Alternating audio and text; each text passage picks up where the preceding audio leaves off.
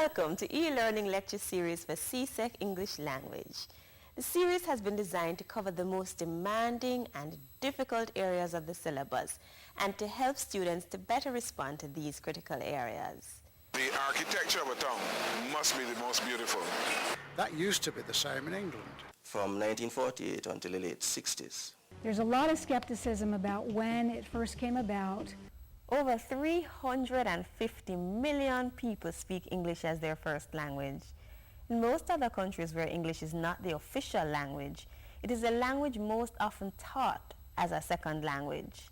Together, native and non-native speakers of English make English the most commonly spoken language in the world, and it is often referred to as a global language.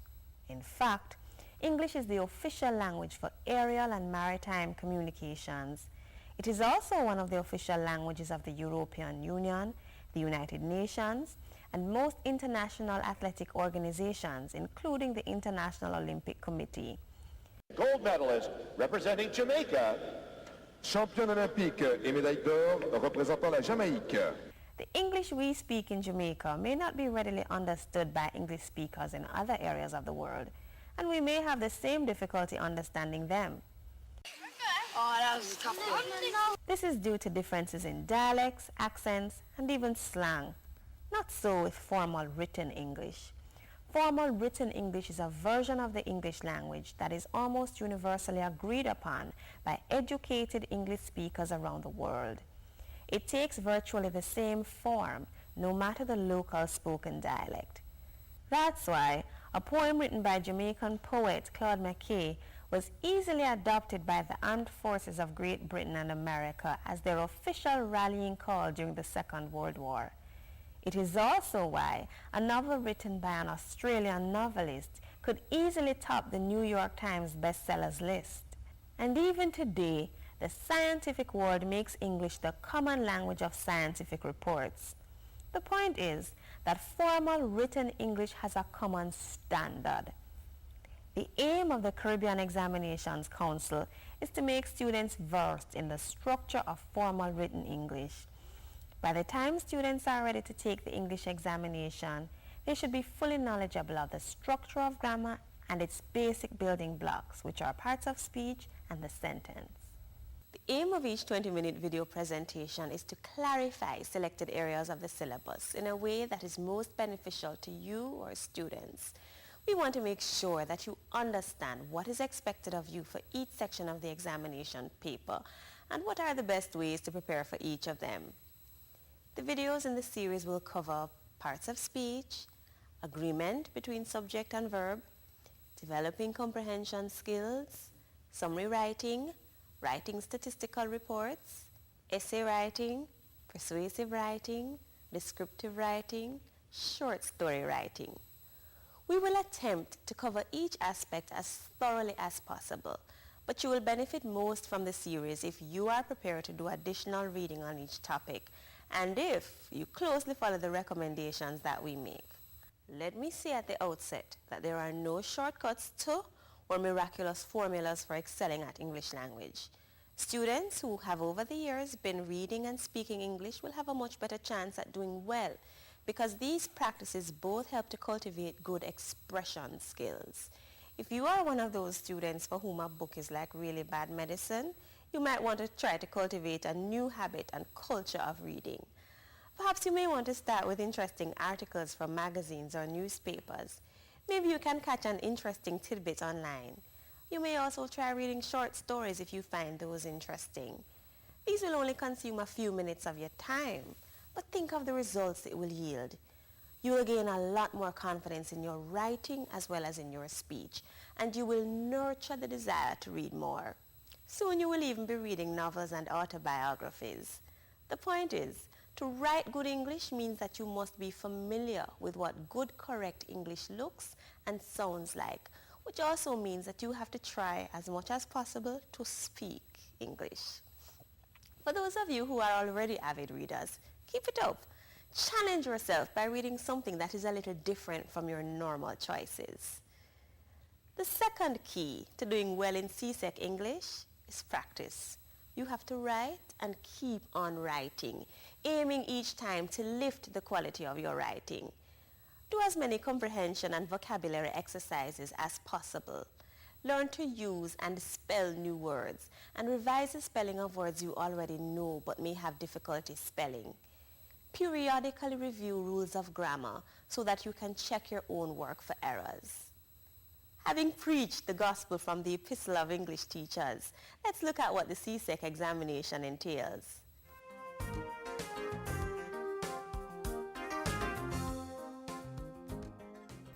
The English language exam has two papers, one multiple choice and one writing paper. Your multiple choice paper carries 60 items, 40 of which are comprehension questions. So you have to read. You have to read passages, poems, extracts, advertisements, and you must correctly interpret both the passage and the questions.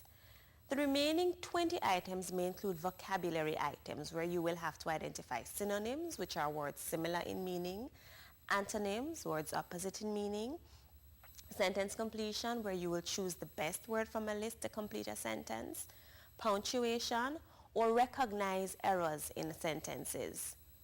You have an hour and a half to complete this paper.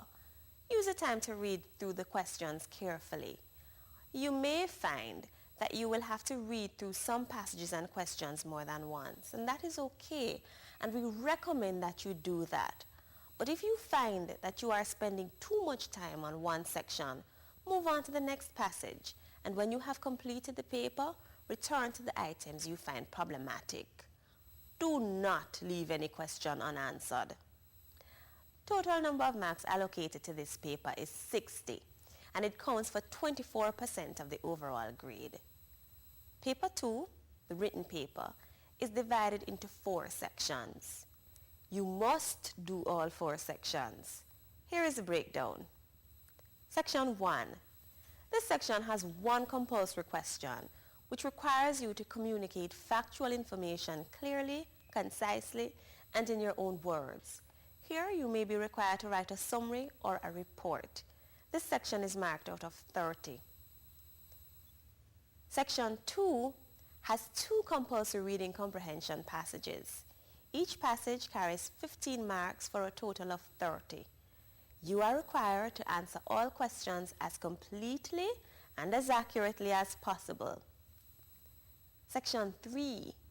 This section has 3 questions for you to choose one. Here you have the option of choosing to write a short story or a description. Section 3 is worth 35 marks, which are awarded for writing that is creative, imaginative, and gives pleasure to the reader. Section 4 gives a choice of 2 essay-type questions. You must write 1 persuasive essay or letter, which is also worth 35 marks. Marks are awarded for essays that are clearly and convincingly articulated.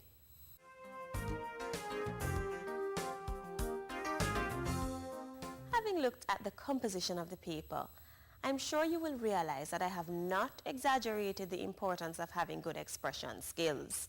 60% of the total marks for the entire English language exam is awarded for expression. If you have good ideas and you write them poorly, you will suffer. But you also cannot write beautiful language that demonstrates no comprehension and is simply much ado about nothing. The other thing that you need to pay close attention to is how you organize your answers. If you are writing an essay, you must demonstrate good organization by not hopping from point to point, but concluding a discussion of each point before moving to another. Good organization demands that there are distinctive beginnings, middles, and ends for each piece that you write. I will look at the best way to organize each type of writing in the appropriate lessons. Lastly, let me encourage you to practice proper time management. Each section of the writing paper has suggestions for the maximum time you should spend on that section. Follow these guidelines. It may mean that you have to spend some time on your own writing pieces just to ensure that you can complete them in the recommended times.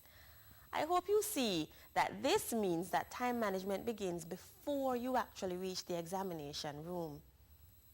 For the examination room, I would suggest that you write the longer pieces first. It's easier to try to answer comprehension questions in the last 20 minutes of the exam than to try rushing through a story. I hope you will find this series helpful and interesting. My name is Fiona Porter Lawson. Catch you later.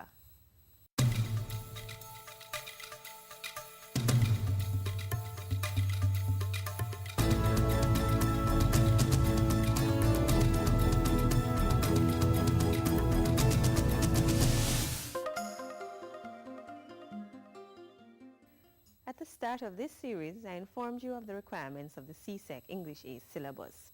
I told you how this series would be helpful and how I would be approaching the delivery of the information to you. In other words, I gave you an introduction. At the start of each program in the series, I give you a clear idea of what we will be covering. The same is required of you when writing your essays. You must have an introduction, a way of letting your readers know what you intend to do or write about. Your introduction should do two primary things. One, it should get the interest of your reader. And two, it should let your reader be aware of the position you have taken. You must accomplish both of these in the first paragraph. Here are some possible ways you can attract your reader's interest at the opening of your introductory paragraph. Use an interesting story or anecdote. Use a relevant quotation. Make a statement that contradicts a popular thought or opinion. Use relevant statistics. Start with a definition of one of the key terms of the idea that will be explored. Use a rhetorical question. Start with a general idea and narrow it down to your specific topic. Whatever you do, begin your essay in a way that is fresh and shows thought and creativity. Try not to begin by simply restating the question, and certainly do not begin by saying I agree or I disagree. You can't get more uninspired than that.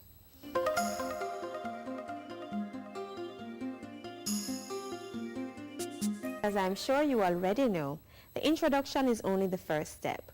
We must then move on to the body of our essay. The body of your essay is where you state and develop your main ideas in carefully thought out paragraphs. Here you will include only ideas which you can support and develop. The section of our lesson that deals with writing paragraphs will better clarify this.